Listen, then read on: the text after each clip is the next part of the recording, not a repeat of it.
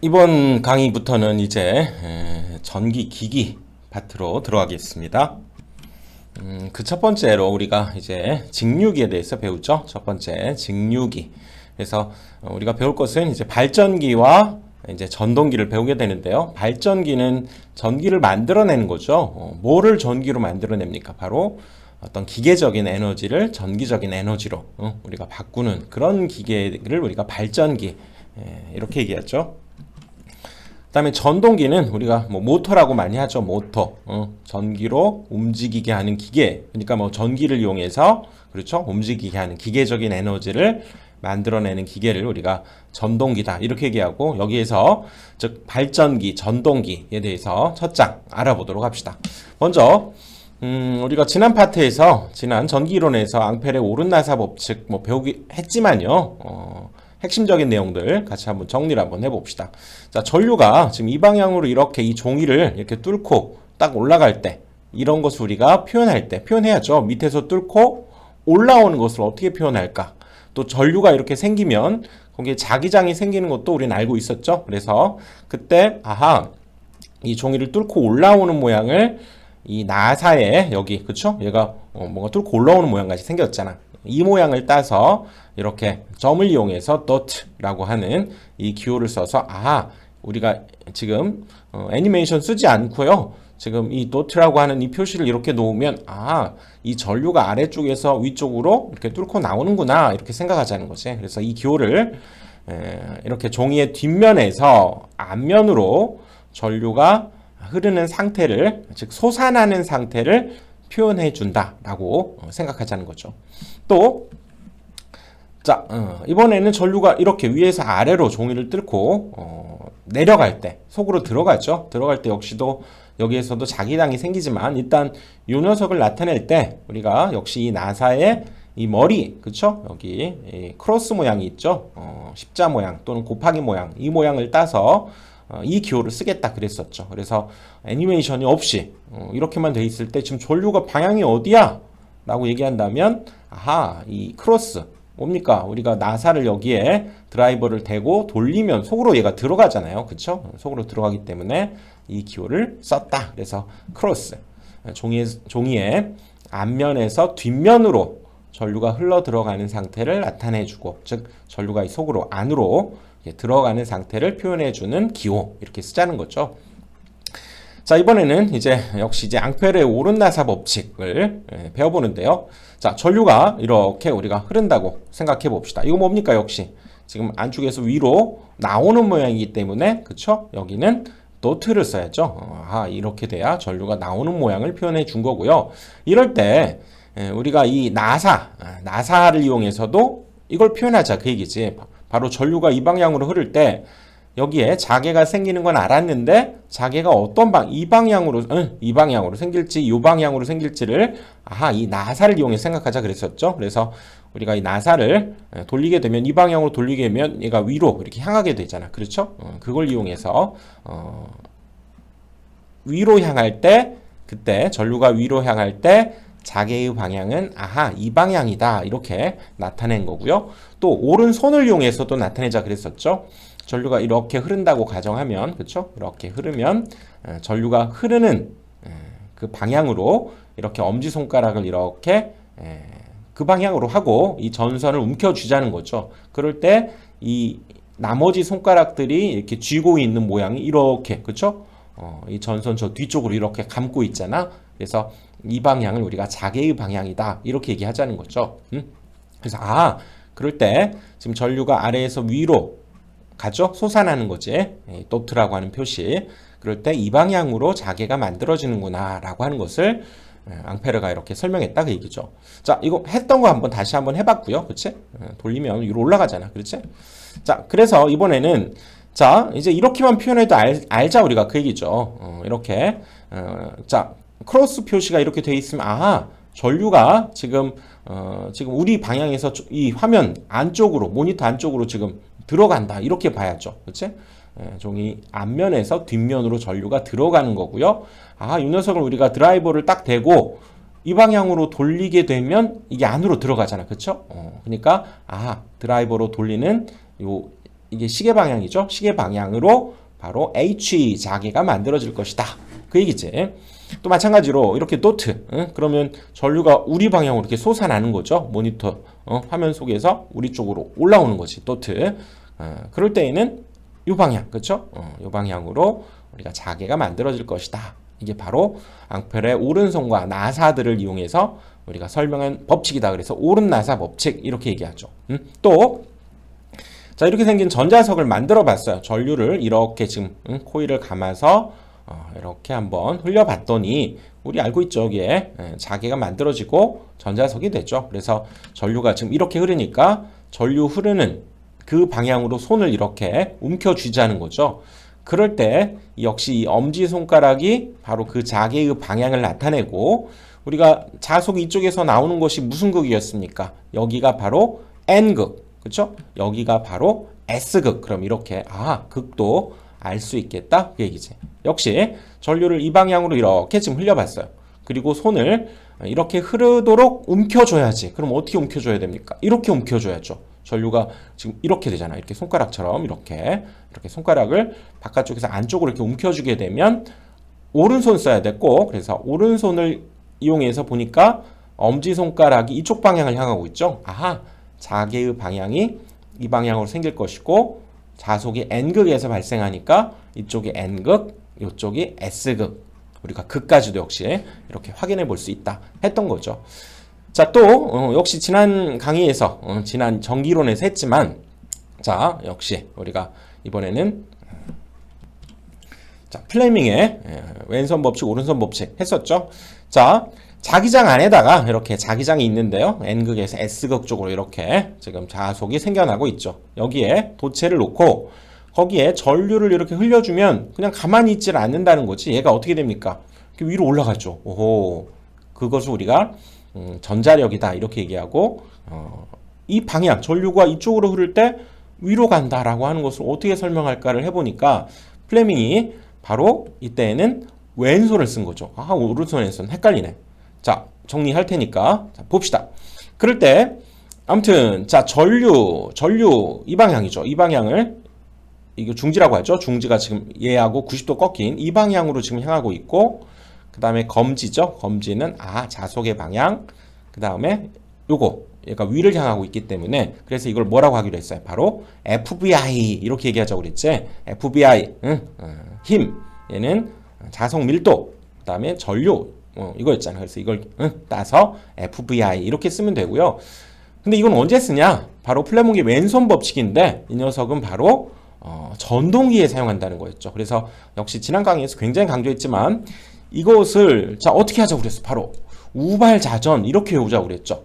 오른손은 발전기에 적용하는 법칙, 왼손은 전동기에 적용하는 법칙. 이것만 잘 기억해서 FBI만 잘 기억하면 각 방향들을 우리가 정확히 알 수가 있죠. 우발 좌전 역시 기억을 해야 되고요. 마찬가지로 이제 역시 이번에는 얘를 이렇게 이 자속이 있는 이 자기장 안에서 도체에다 그러면 힘을 이렇게 가했더니 이 도체에 바로 전류가 이렇게 흐르더라는 거예요. 전류가.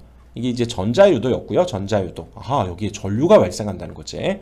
그럴 때 자, 이 녀석은 전류를 발생시켜. 뭐야? 발전기에 적용되는 거. 일단 그렇게 생각을 해야 되겠죠. 그래서 역시 이번에는 오른손을 이용해서 뭐였습니까? 순서대로 FBI였죠. FBI였지. 이쪽으로 힘을 주게 되고 자속의 방향이 이 방향이고 그 다음에 여기 중지. 이 방향으로 그러면 전류를 만들어낸다라고 하는 플레밍의 오른손 법칙. 이것은 어디에 쓴다? 바로 발전기에 적용하는 법칙이다. 그래서 우발, 오른손은 발전기, 왼손은 전동기. 우발, 좌전 기억하자고 그랬죠. 자, 이렇게 해서 우리가 기존에 앙페르의 오른나사 법칙, 그 다음에 플레밍의 오른손 법칙, 왼손 법칙을 이거 우발, 좌전 잘 기억하면 되겠죠. 그래서 이번에는 본격적으로 이제 직류기의 직류 발전기 들어가 보도록 합시다. 발전기는 기계적인 에너지를 전기적인 에너지로 바꾸는 그런 기계를 직류 발전기 이렇게 얘기하죠. 자, 발전기를 한번 대략적인 그림을 그려봤어요. 우리는 이런 풍력을 이용해서 바람개비를 이렇게 도체를 이렇게 돌려주게 되면, 그렇죠? 오호, 이게 회전하면서 여기에 기전력, 즉 전류가 흐르게 돼서 이렇게 우리가 부하를 전등을 불을 이렇게 들어오게 한다, 그 얘기죠. 그럴 때 여기를 자세히 보면 이 녀석이 전에 우리가 교류 발전하고 좀 다르게 여기에 좀 홈이 파여져 가지고 이쪽에서 각각 전류를 얘가 정류를 하게 돼요. 그래서 한쪽으로는 뭐 플러스, 한쪽으로는 마이너스만 이렇게 흐르도록 여기 뭔가 좀 특이한 부분이 있다는 거죠. 그치? 그래서 자, 이 녀석을 한번 분석을 한번 해보면 우리는 자, 이 부분 발전을 하기 위해서는 이렇게 자석이 필요해요. 그래서 우리가 필드 마그넷이라고 하는 자, 이 자석을 우리가 계자다 이렇게 얘기하는데 어떤 자개를 만들어내는 자석이다, 그런 의미로 이 녀석을 계자, 필드 마그넷 이렇게 얘기를 해요. 그 다음에 요거 이 도체, 그쵸? 이 속에서 얘를 움직여야 전류가 발생하니까 이 부분을 우리는 이걸 전기자, 아마추어라고 해요. 아마추어 전기자. 그리고 이 녀석은 이제 직류를 만들어내야 되기 때문에 이 녀석을 그대로 요선은 요선을 고정해서 우리가 발전을 하게 되면 교류 발전이 만들어지지만 이 녀석이 이제 번갈아 가면서 이쪽에 그렇죠? 우리가 그 직류를 만들어내기 위한 이 부분을 우리가 정류자다 이렇게 얘기해요. 그리고 그 정류자 역시 정류자에 우리가 연결을 해서 우리가 전류를 빼내는 이 부분을 이제 브러쉬다 이렇게 얘기해요. 브러쉬. 그래서 우리가 직류 발전기에 가장 중요한 부분들이 사실 요 네 가지 부분인데, 그 중에서도 이 전기자, 계자, 정류자 이 세 가지를 바로 어떤 직류 발전의 중요한 3요소 이렇게 얘기하고요. 이거를 우리가 앞에 부분만 따서 한번 외워볼까요? 어떻게 해볼까? 바로 정전계. 오호, 정전계. 우리가 전기 이론에서 하나의 분야로 정전계를 배웠었죠. 오호, 정전계, 정류자, 전기자, 계자, 정전계, 직류 발전기의 3요소 이렇게 기억해서 해보자는 거지. 세 가지 중요한 요소. 그 중에서도 이제 굳이 4요소라고 하면 브러쉬까지 포함이 되지만 우선 중요한 거 세 가지만 잘 기억을 해봅시다. 그런데 우리가 실제로 이 발전기를 쓸 때 이 영구자석이죠. 이 녀석은 영구자석을 쓰지 않아요. 일반적으로는 이거 역시 전자석을 쓰게 되는데, 바로 자, 사실은 이렇게 생긴 거지. 이런 전자석을 만들어서, 즉 여기에 이렇게 우리가 철로 되어 있는 것들을 이렇게 만들어서 거기에 이렇게 우리가 코일을 감죠. 코일 양쪽에 감아줘 전류를 흐르게 되면 오호, 이 녀석이 이제 전자석이 됐죠.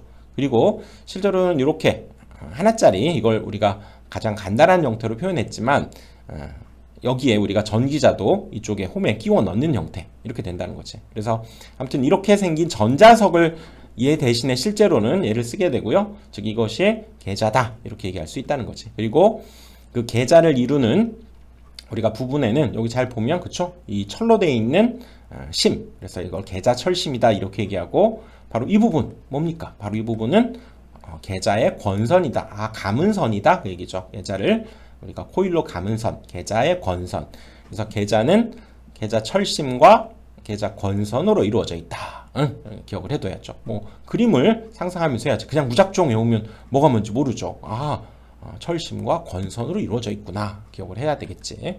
자, 그 다음은 이번에는 그러면 실제적으로 이렇게 생겼으면 실제적으로 전기자, 정류자는 어떻게 생겼을까를 생각해 보면 바로 이렇게 생겼대요. 이렇게. 그러니까 이 홈 여기 구멍 속에 이 녀석이 쏙 들어가서, 즉 얘가 회전을 하게 된다 그 얘기죠. 그러면 거기에서 얘는 축이고 거기에서 이제 전류가 발생해서 오호, 발전이 이루어진다. 이 녀석을 우리가 전기자라고 하는데 그 중에서도 이 녀석도 역시 전기자에도 이런 철심이 들어있네요. 그치? 철심이 들어있고, 그 다음에 이 부분이 바로 이제 정류자예요. 여기에서 정류가 돌아가면서 한쪽으로만 플러스 마이너스를 만들어내는 그런 부분을 정류자라고 하고, 그 다음에 이 부분이 뭘까요? 바로 여기에 해당되는 브러쉬겠죠. 브러쉬를 통해서 이쪽 전류를 꺼내는 그런 연결을 하는 고리를 역할을 하는 거죠. 그래서 이 녀석이 계자, 그 다음에 얘가 전기자, 이 녀석이 정류자, 그중에서 여기가 브러쉬, 이거 실제로 이렇게 생겼는데요. 실제로 이 녀석을 이렇게 여기다가 끼워 넣고 이 녀석이 돌아가면서 이제 발전이 이루어진다. 이런 형태가 실제적인 어떤 모델이다. 이렇게 얘기할 수 있다는 거죠. 자, 그래서 다시 한번 정리를 해보면 이 계자에는 필드 마그넷, 필드 마그넷, 그래서 계자 철심과 권선으로 이루어져 있고, 그치? 그럴만하죠. 그리고 전기자는 이 전기자의 철심과 그 다음에 여기에도 이렇게 권선으로 또 감아서, 그쵸? 전기자 권선이 또 있어요. 전기자 권선이 있고요. 그래야 전기를 빼내지. 그렇죠? 그런데 이 전기자의 이 우리가 철심을 규소를 이용해서 규소를 이용한 강판, 규소 강판이라는 얘기죠. 철이죠. 규소 강판을 사용하는데 그 이유는 히스테리시스 손실을 감소시킨대요. 규소 강판을 쓰게 되면. 이거는 우리가 정작에서 살펴봤죠. 히스테리시스 곡선 살펴봤고, 그쵸? 대략적으로 한번 기억납니까? 이렇게 해서 여기가 이렇게 올라가면 이렇게 떨어지고요. 그치? 여기에서 와서 이렇게 떨어지는 이 부분에 이 면적에 해당되는 것이 바로 그 히스테리시스 손실이 해당되는 거였죠. 바로 이 자성체가 자화될 때 이 자기가 늦게 떨어지죠. 원래는 이렇게 떨어져야 되지만 뭔가 자성이 남게 되면서 만들어지면서 열이 발생하는 손실. 뭐 이걸 아무튼 히스테리시스 손실이다. 이렇게 얘기하고 자세한 건 우리 정작에서 살펴봤죠. 그 다음에 성층을 한다는 건 뭐냐면 성층은 우리가 슬라이스 잘게 자른다는 얘기예요. 슬라이스 잘게 우리가 그 치즈 우리가 이렇게 덩어리로 되어 있는 치즈가 있죠. 덩어리로 되어 있는 치즈를 잡게 얇게 이렇게 칼로 잘라서 만드는 그런 치즈, 그렇게 판매하는 치즈도 있죠. 슬라이스 성층한다, 얇게 잘라낸다 그 얘기고요. 그때에는 와류손을 감소시킨다. 와류손은 맴돌이 전류다 이렇게 얘기하고, 자 일단 이거를 상당히 시험에 잘 나오는데요. 바로 이 규소 강판을 이용했을 때는 히스테리시스손을 감소하고 성층 슬라이스를 했을 때에는 와류손을 감소시키는데, 와류라고 하는 것은 맴돌이 전류를 와류라고 한다 그 얘기지. 근데 옛날에 쌤이 옛날에 규희라는 선생님 대학교 때 규희라는 여학생하고 한번 소개팅을 한번 한 적이 있어요. 그래서 우리 중간에 그 소개팅을 소개해 주던 사람이 어디에서 만날까 했더니 그 친구가 청와대에서 둘이 만나는 장소를 잡았다는 거야. 그래서 오호, 규희랑 청와대에서 소개팅을 한다. 그래서 왜 청와대지? 청와대 앞에서 보기로 했나 하고 청와대를 찾아갔죠. 그랬더니 1시간, 2시간이 돼도 안 와. 그때는 소위 대학교 1학년 때는 지금이야 뭐 핸드폰도 있고 하지만 한마디로 삐삐도 없었어요. 삐삐도. 쌤 1학년 때는. 그래서 결국은 맹탕을 치고 집에 들어와서 소개시켜준 녀석한테 또 막 성질이 나서 있었죠. 그래서 나중에 또 다음날 가서 봤더니 사실은 어디에서 보자고 했냐면 이 규희라는 학생을 사실은 그 대학교 앞에 성화대라고 하는 짜장면집이 있었어요.